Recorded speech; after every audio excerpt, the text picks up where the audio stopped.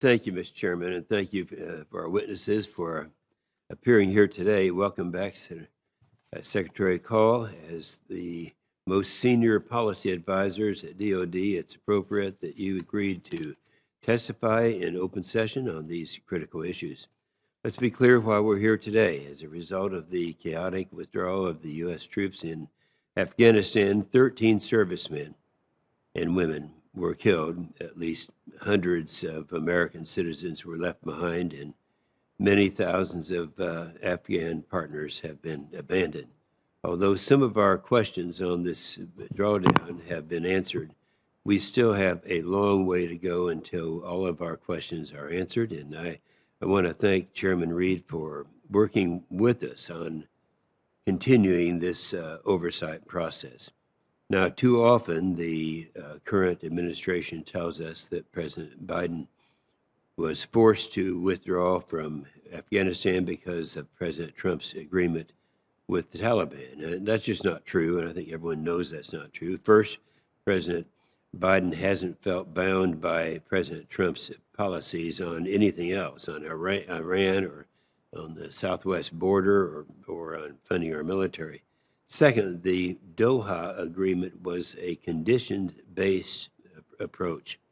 Under President Trump's plan, and the U.S. agreed to withdraw troops only if the Taliban met 7 conditions. These conditions included preventing the al-Qaeda from threatening the United States from Afghanistan and denying residence to those threatening the United States.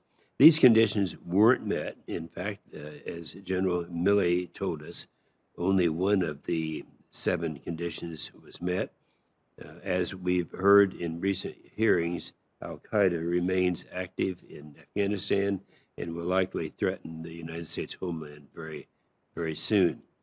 And that's why all of President Biden's military advisors told him to keep at least 2,500 troops to continue fighting the terrorists, to protect Americans here and in the homeland. But President Biden withdrew anyway. He did not feel bound by President Trump's conditions-based approach and did not follow it. I wish he had. We would all be safer today if that were the case. Now, Secretary Call, you were confirmed on April the 27th. So you did not make a recommendation on President Biden's decision to pull all of the troops from Afghanistan by a set date, rather than based on the conditions on the ground. But you were the most senior policy advisors at DOD for the next 4 months as this tragedy played out, from May through the end of August. What I want to know, and what the American people want to know, and what our troops who served and sacrificed in Afghanistan absolutely deserve to know, is what did President Biden, most senior advisors do during those 4 months? We want to understand what this national security team did on a day-to-day basis as a warning light after warning light began to blink red. We need to understand and then fix what went wrong so that we can keep American families safe and protect our interests in the future. The consequences of the president's disastrous decision are impossible to ignore. An Afghan interpreter for our Australian allies was executed last week. China is going after rare earth metals there. Girls are being prevented from going to school. That's just the beginning. The danger is likely to grow across the world and in our own backyard.